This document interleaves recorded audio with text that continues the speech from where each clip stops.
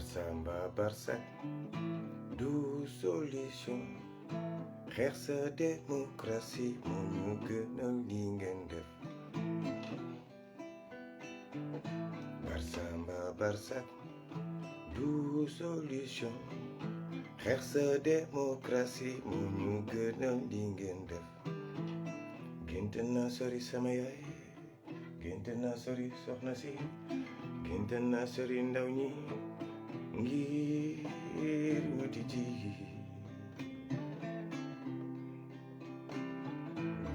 Gént naa sori ndaw ñi, gént naa daw sama réew ngir dem saytu ji. Gént naa daw sama réew, gént naa ni Sonko dina ci génn. Barsamba Barsak du solution xeex sa démocratie moo ñu gënal li ngeen def.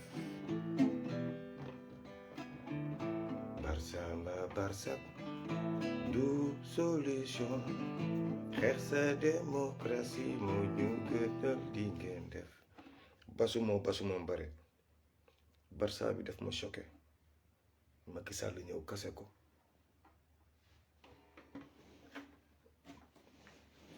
Là, pour commencer le compte à rebours, comme je suis très pratique dans ce que je fais, basu moom bare sama gars yi. Du jamais vu se voit. moo tax chaque jour ñu leen foog ñu dellu ci histoire. Avant de commencer sur les comptes à rebours, pour vous dire que le combat devient individuel. Chacun, one, pour organiser des groupes de combat, one, pour manifester, one, pour dire la vérité, one.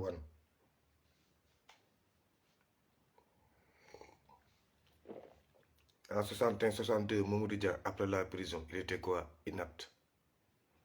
Inapte après la prison, Mamadou Dia. Au départ, je vous ai rappelé de Mamadou Dia et Ousmane Sonko.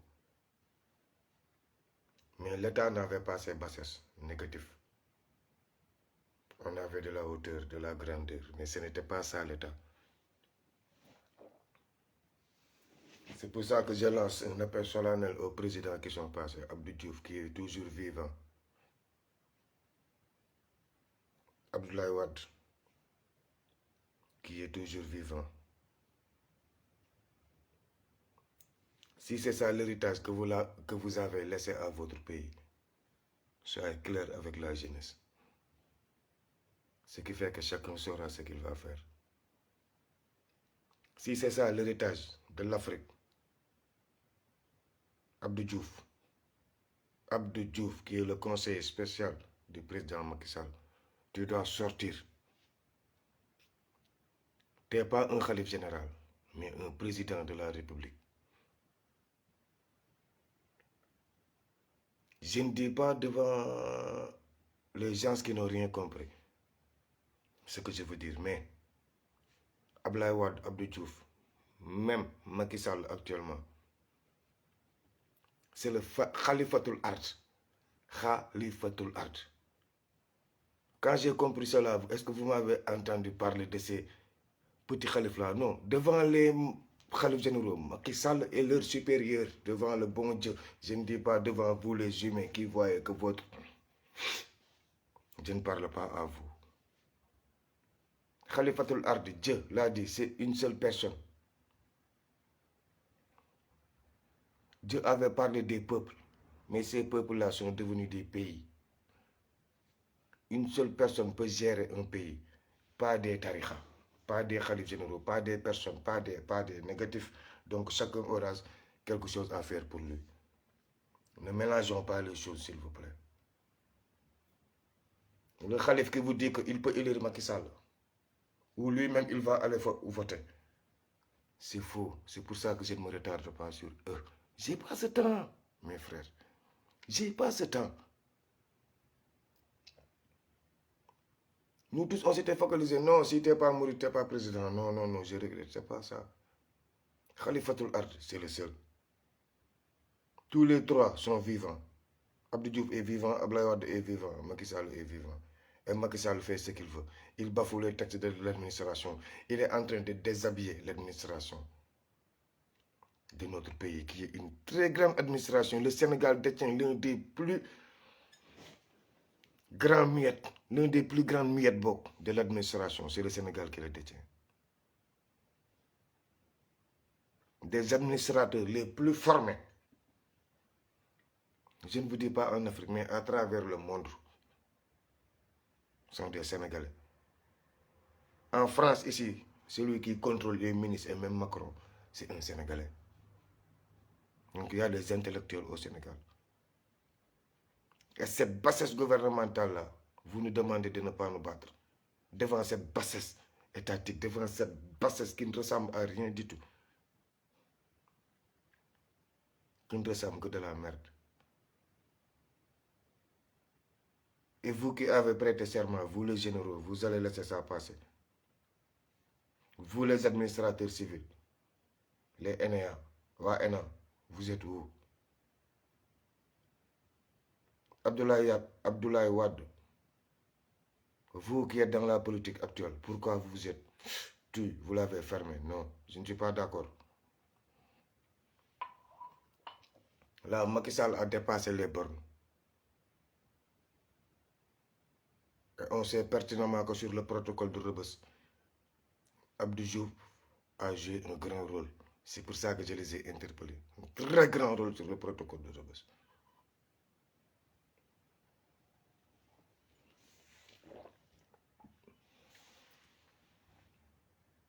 Le compte à rebours. Beaucoup pensent que Ousmane Sonko sera candidat. Si vous tous, vous n'avez pas débloqué votre cerveau, le compte là, vous devez le faire en la compréhension et en rebours. Ça veut dire que la compréhension en vitesse, parce qu'il nous reste un mois pour les parrainages, d'ici le 11 décembre. À partir du 11 décembre, qu'est-ce qui va se passer le 20 janvier? À partir du 20 janvier, qu'est-ce qui va se passer?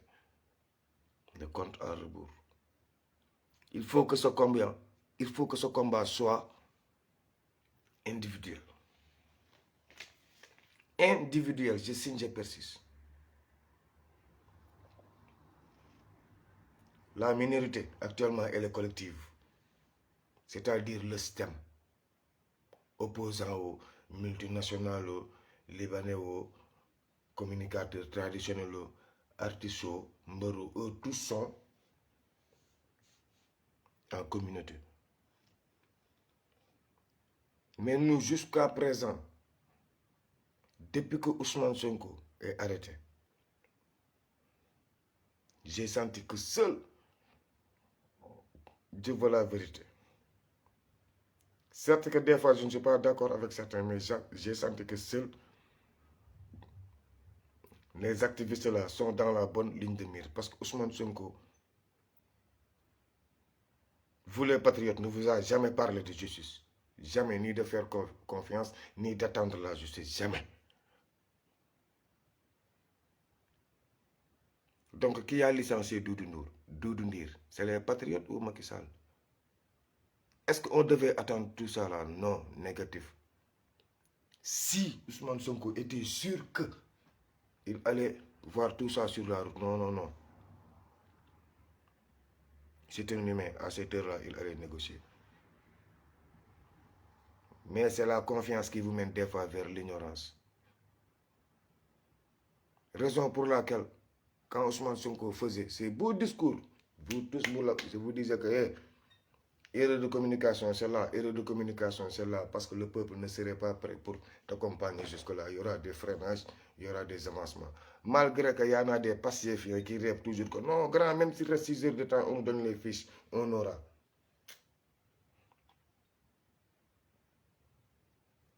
Le Sénégalais a l'air. Le Sénégalais a le sens du savoir et la beauté de vivre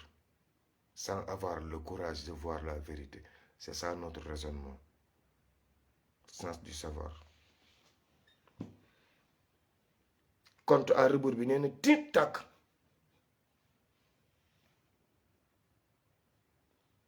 pour qu'on élimine Macky Sall, quitte à ce que ne pas organiser des élections, quitte à ce que. Mais le Sénégal ne sera pas gabonisé. Le Sénégal ne sera jamais gabonisé et Ousmane Sonko ne va pas quitter ce pays. S'il prête à Macron Petit Pénisso, Alassane Ouattara, Omarou Embalo, Mohamed Sisso, il y a un grand protocole qui est mis en place, rien que pour récupérer Ousmane Sonko, de dégager de l'espace politique. Et je ne vous parle plus de 2029. Mais fini. Les histoires de Ousmane Sonko, Kayang, ils veulent que ça devienne que de l'histoire. Est-ce que vous allez l'accepter? Négatif. C'est ça que l'Élysée a décidé.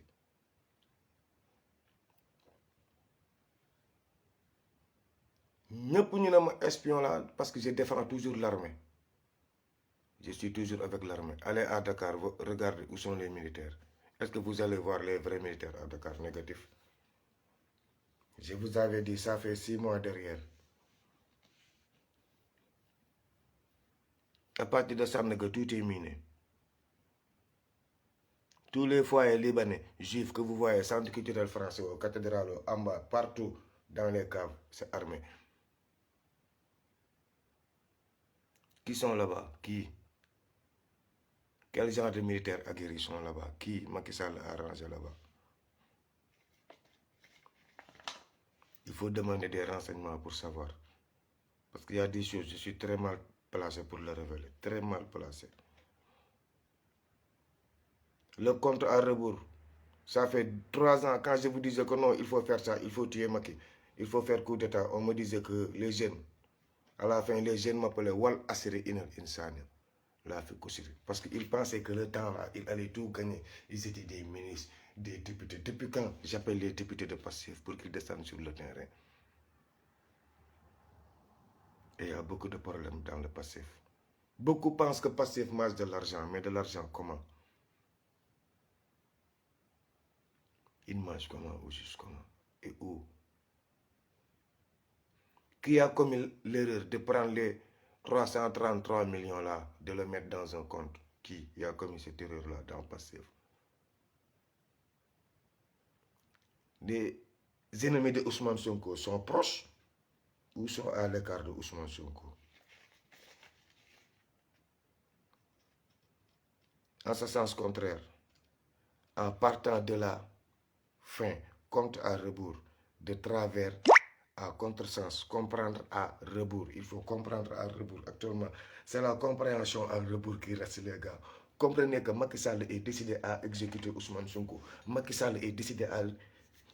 liquider Ousmane Sonko. Nous, on doit éradiquer Macky Sall et son gouvernement et son système. Macky Sall, voilà.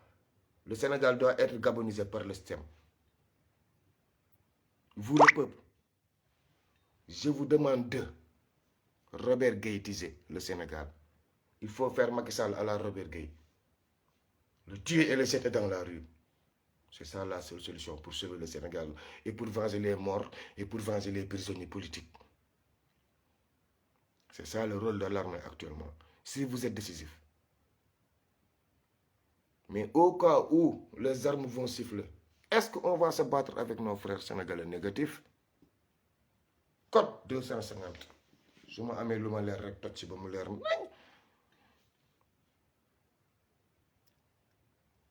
Parce que tey am na garde boo xam ne def na erreur décrocher ma téléphone mais boobu du sénégalais boobu il m'a parlé anglais boobu comprendre sax may kan jox naa ko sama code ak sama lépp comprendre may kan kooku du sénégalais.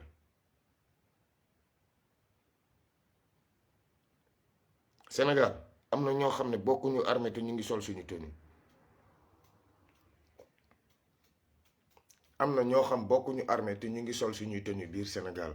am na ñoo xam bokkuñu gendarmerie te ñu ngi sol suñuy tenue moment yi dem leen ci nombre gendarme bu ñu leen ne moo am ngeen compter ñaata gendarme fa nekk c'est plus de 2500 hommes yoo xam ne kenn xamul fu ñu jóge. Macky Sall looy préparé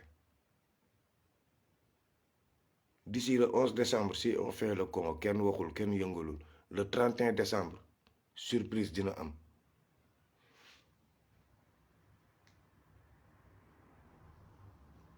wax naa fi ci live fu kaay sof ne leen Amadou Ba du candidat Macky Sall kenn gëmuma le 1er janvier laa ci wax lu ma wóor le 1er janvier bi dinaa leen wax si Amadou Ba mooy présenté wu bu ñu xeexee ñaari fan ba ñetteel Macky Sall si laay doog gëm ne day dem sinon 2 ans yi mu ñaan pour yokk ko dem ba 2026 dina ko def te Ousmane Sonko du nekk candidat sinon du moom mooy kiy def passation de Ousmane Sonko du moom mooy def passation de service ak Ousmane Sonko souvenez-vous très bien bi ñu génnee 2019 bi may ñëw ci live bi laa leen ne Macky Sall nee na du moom mooy def ak booy bi passation de service ñëpp naan grand bi lu muy wax nii grand bi gauche grand bi droite j'ai été clair et net avec vous 2019 ñun ñu si bëri ci Khalifa Sall lañ doon jàppale y avait une minorité malgré que loolu Macky Sall dafa foog ne ay jinne ñoo voté Ousmane Sonko ndax score bi mu amoon 2019 tout le monde était étonné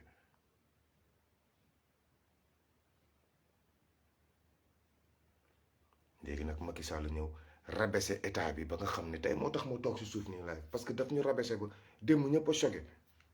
tout le monde était choqué démb tout le monde était choqué tout le monde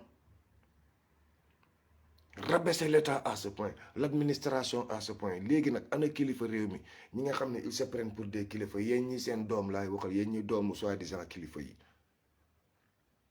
yéen tam ci combat bi ngeen bokk ak yéen ñi soxna yi nekk ci biir kër yi da ngeen war a am fulla ak fayda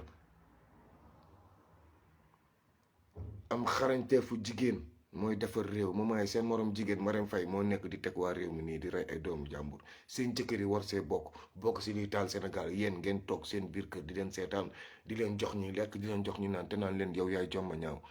sa yaay ko liggéey déedéet lii liggéeyu ndey ju tuskare la liggéeyu ndey ju torox la liggéeyu ndey ju amul valeur la mooy liggéey genre doom mel nii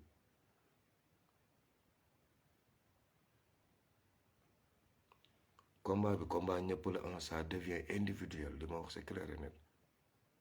ku nekk yaa koy xeex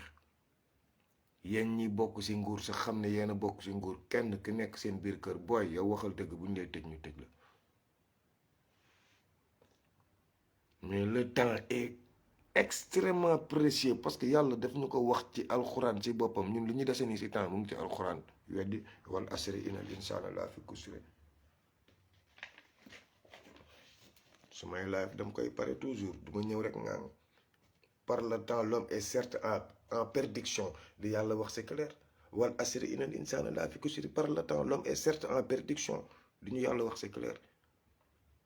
est-ce que ñun suñu yuuxu yi day bokk par force ak focus 2024 ak mooy nekk président ngeen foog ne nekkuñu ci perdition si nous sommes dans une perdition extrême et poussée et visuelle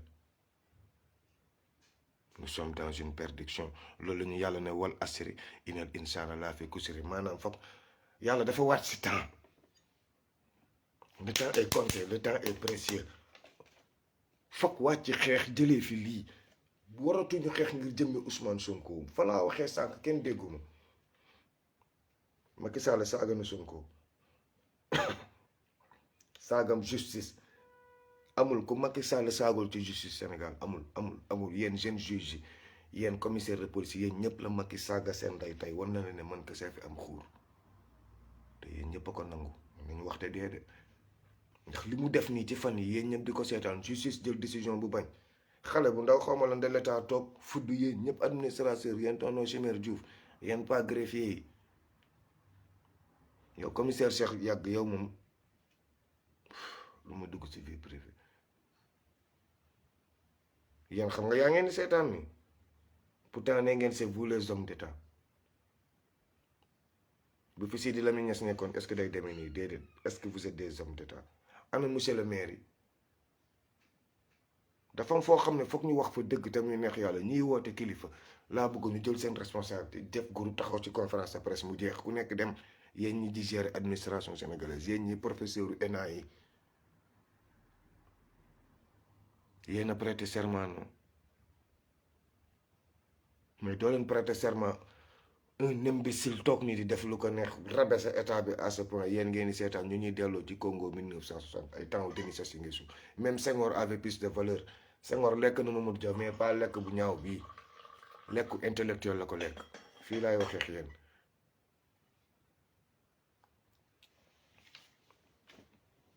boo leen buggee nag Sonko génn ci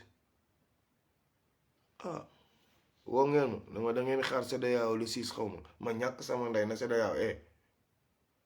nit bu si boppam ñëw ba fii fëgg table bi ne leen Macky Sall joxul Ousmane Sonko fiche yi ngeen xool ndax Macky Sall dina jox Ousmane Sonko fiche yi waaw wala déet bu amoon garantie ne conseil constitutionnel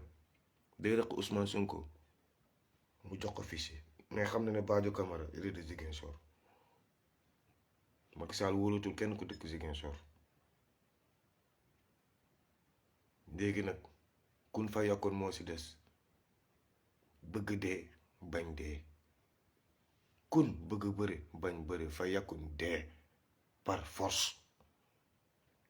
naa fekk dee baax dee bon dee fokk ñu dee moo tax nañ deewoo pour am suñu démocratie moo gën ñuy dawoo gi doxul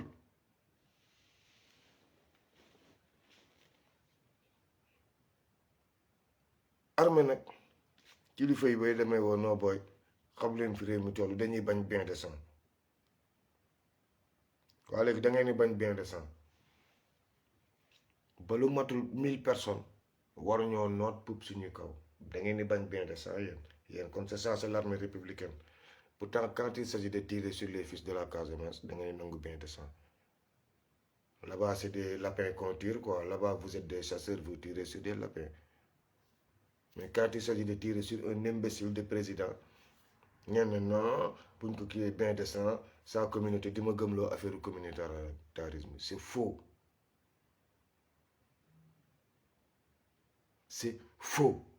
gis nga gars yi fi ñu bëgg a jaarale réew mi ay affaire communautarisme ak yóbbu ko ci xeex boobu c'est faux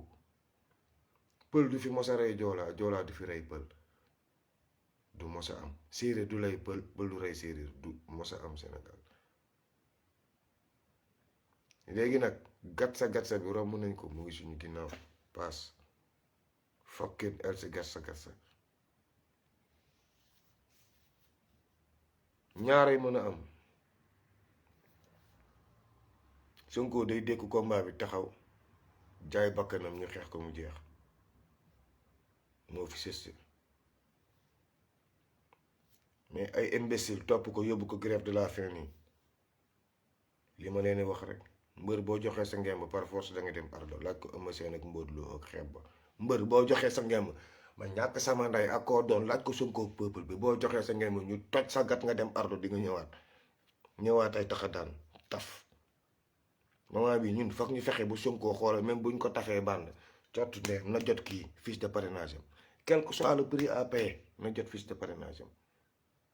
quel que soit le prix à payer sinon du bokk élection billahi maa ngi wax ñenn ñi naan ma day bokk par force ndax xam na ne mooy candidat du peuple billahi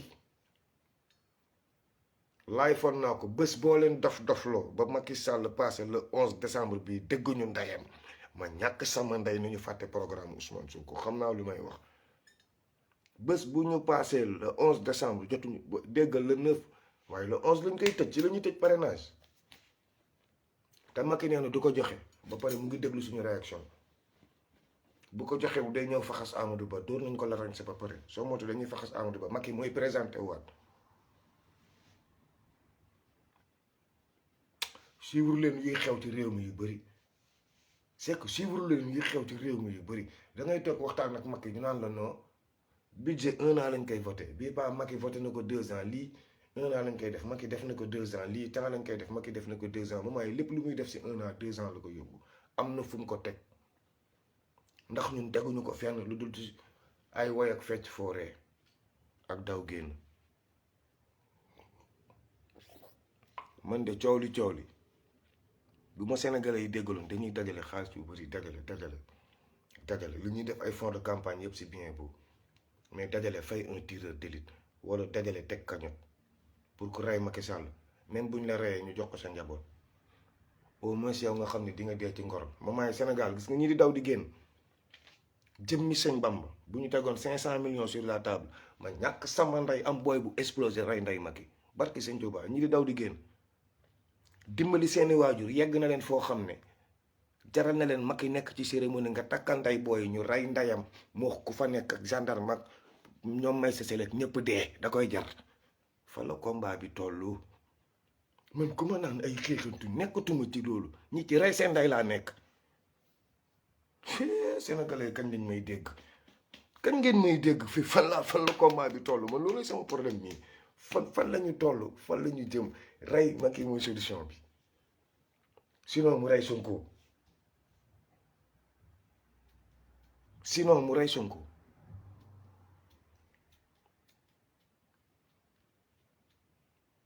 rey Sonko foog ngeen ne day dee rek te duñu suul ko déedéet politiquement Moustapha Diakhaté codé na ko d'ici 50 ans laa leen wax dootu leen dégg anti-système parce que loolu France moo ko décidé bi muy installé base bi Goudiri waxoon naa leen ko bi ñuy installé beneen base bi base occidentaux yi boobu base française base occidentale la boobu beneen façon base la beneen façon base ndax OTAN dafay nekk waaw kenn du wax lépp xeex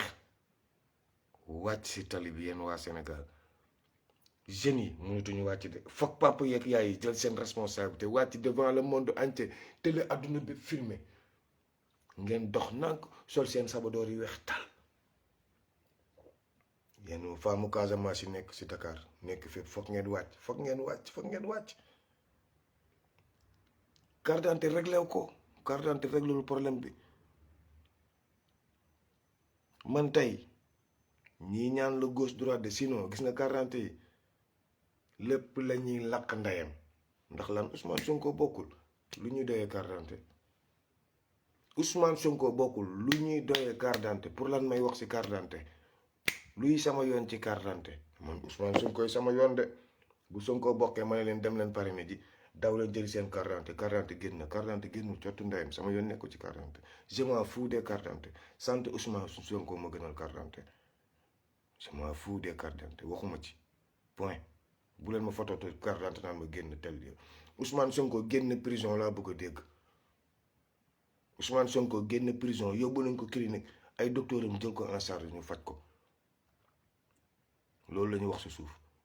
mais il ne donnera jamais un plan B tant que moom wanul Macky Sall ne da ngay fen te comme yow Macky Sall nag léegi nag wan nga ne askan bi yëpp ne da ngay fen léegi yéen askan bi dañoo war a xeex ngir Sénégal am république bu dëgër lii moo taxoon ma ne leen man nekkuma ci ay rébellion ci révolution laa nekk ndax xamoon naa jikko Macky Sall xam naa lan mooy système te système chaque 100 ans dafa war changer bu ñuy def lu ba changer wu ñuy dootul changer sur le plan démographique biddeex bu changer wul 2024 on est fichu nous tous on est fichu yéen ñëpp vous êtes fichu waxuma ne Nicaragua de Nicaragua ngeen di tëggoon teyam ci bënu koy bu ndaw ngeen jëm ndax le Sénégal sera de pire en pire corsé armée mënatu si dara de ndax beneen armée mu ngi fa beneen armée boo xam ça regarde que les occidentaux xaw ma nu ñu def ba dugal leen fa xaw ma kañ lañ fa dugg bii moom information bi raw na ma mais xam naa ne y a déjà 2500 xaw ma mais xeex jot na de peuple bi nag moo ci mun dara de parce que homme de tenue bu yëngatoo ma maay dóorante bal seen biir day yomb code 250 peuple bi kese yéen paa yi yéen maire yi laay waxal waxuma ak jeunes yi de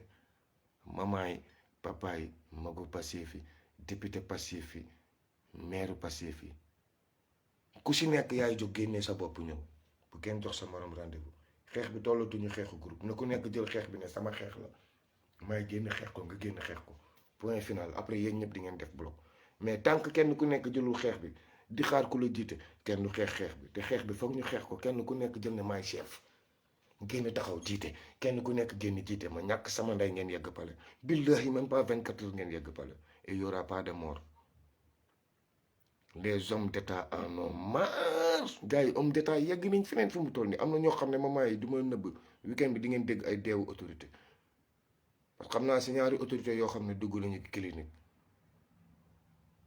bu ñu amul AVC après ñaari kilifa yoo xam ne ay magistrats yu retraité nii dugg nañu clinique si li Macky Sall def démb daanu cardiaque daanu seen njaboot rawale leen yóbbu man démb dama dof wér di dof di wér ci diggante bi Macky du gëleel sincèrement waaw dama nekk du dof di wér mën na nekk mënul nekk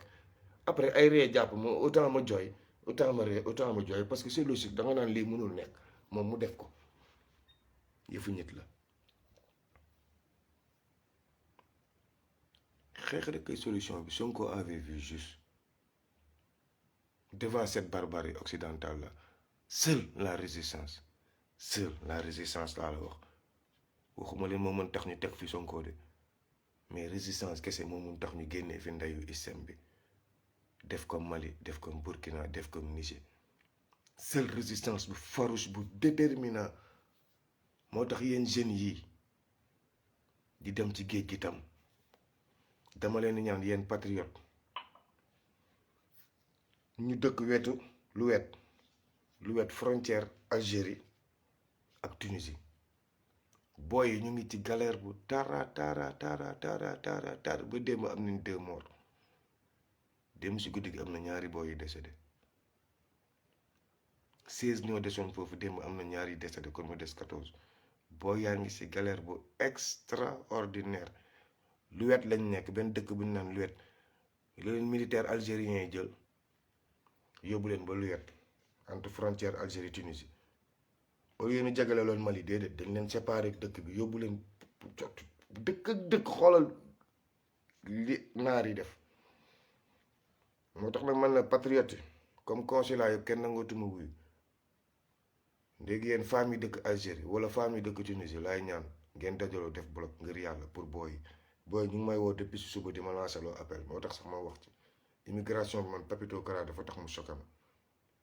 te booy yu bari pare nañ pour ñibbisi yéen ñi dëkk Algérie xaw ma ni ñuy def ba dugal foofu xaalis ba ngeen traduire ko pour jox ko booy yi xaw ma ndax ça ne me regarde pas ndax mais booy yi ñu ngi sur place ñu ngi Algérie kooku on va gérer ça pour combat bi tey la ñu waroon jot suñuy fiche de parrainage romb nañ ko lundi mardi foog ñu def passation de service ñoom amaat nañ temps léegi nag lu ma nee ni ñaan bëgg xeex bañ xeex bii paar nag comme bases bi yegg si na fii dama nee ni ñaan finance campagne bi wóor na lool mais balaa nga naan naam ne fa balaa nga ne naam ne fa est-ce que comprendre ngeen du ma la wax balaa nga naan naam ne fa parce que dama leen espionné de pour leen état mënul daaneel ñenn ñi dañuy fagoon ne ñu ngi lekk xaalis bi weex tal mais dama leen espionné ba gis na dañu def ay erreur xale ubbi ay compte di ko jéem a nëbb état ñu time leen c'est simple affaire état la yéen femmes yi yéen maman yi ñu nekkee Algérie Tunisie dama leen di ñaan foog ñu jàppale booy yi foog ñu génn foofu parce que ñu ngi lu wet foog ñu génn fa démb si guddi am nañ 2 morts foofu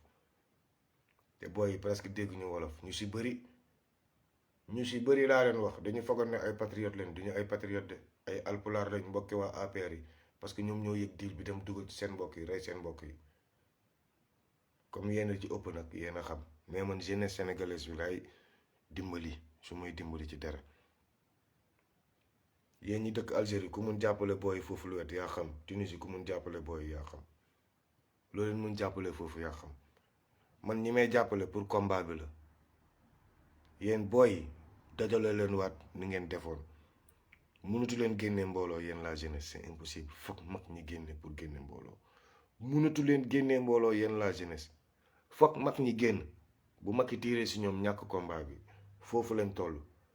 payi nag dee ngeen ba pare ñii am ngeen prostate ñii seen digg yi am nañu rein ñii mun foie bàyyi na ñii AVC nañ mais génn leen dugg àjjana mag yi def erreur dóor leen bal comme mag yi gis ngeen fu base sam yegg yéen mag ñi génn leen kii day def erreur dóor leen bal bu leen dóoree ay bal combat bi jeex fin combat bi ci lay jeex def croix fin mag ñi yéen la ñuy ñaan magi Pastef magi Sénégal génn leen terminer combat bi surtout yéen maman yi yéen mami yi génn leen terminer ak Macky Sall lii lay waru suuli loolu rek lañ leen di ñaan génn leen terminer ak Macky Sall prisonnier yaa ngi souffrir ñëpp a ngi souffrir ci biir prison bi génn leen ñu terminer ak Macky Sall lii lay waru suuli ñu jàpp ci combat bi financer campagne bi neex na mais balaa nga naan naam ne fa nañ fi jëlee Macky Sall libéré détenu yi ñiy jàppale détenu ñi jàppale yéen a xam mais niñ fi jëlee Macky Sall man nag pour booy nekk fële lu wet ku bëgg jot seen numéro soo ma woowee rek li ma leen waxoon ci France bi 0033 605 59 96 00 des fois bàyyi leen ma rek message après dinaa dikkat génn incha allah gars yi libérer Sonko moo ñu intéressé ak rendre la dignité à la République du Sénégal gis nga li ma wax ni xëy na xajul si bopp ñuy gis mais ci bopp ñuy xalaat si bopp ñu toog xam luy république xam réew ni muy doxee xam nañ ne moment bi c'est fini c'est Sonko qui avait prêté le flanc noonu moment bi nag Macky moo prêté flanc bi complètement boo leen déggoon état bi heure dóor nañ mu daanu mais xëy na comprendre gu leen fi choc bi toll nii parce que choc la leen def mais Macky a prêté complètement le flanc jox nañu loo xam ne ñun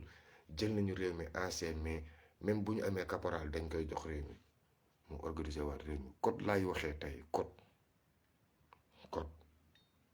Macky a prêté le flanc parce que dafa dénigrer administration dénigrer institution dénigrer république kon respecté tul armée respecté tul kenn wan na ñoom ñëpp ne maay seen bàyyi te une république ne marche pas comme ça mon commandant yëg nañ li xew yëpp dëkk bee ngi bax su suuf mais ce n'est pas le moment ndax xam nañ dëkk bi nu muy doxee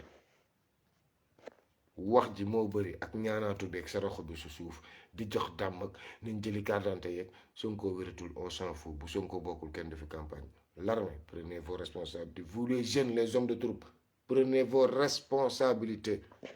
Moussa Fall moomuñu bàyyi moomuñu ay corps étrangers moomuñu y a pas de force occulte au Sénégal mais des forces octroyantes pour la démocratie et la liberté